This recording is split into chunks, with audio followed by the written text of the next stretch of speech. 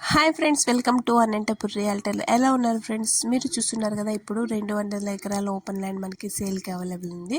ఇది వచ్చేసి full rate sale అనమాట.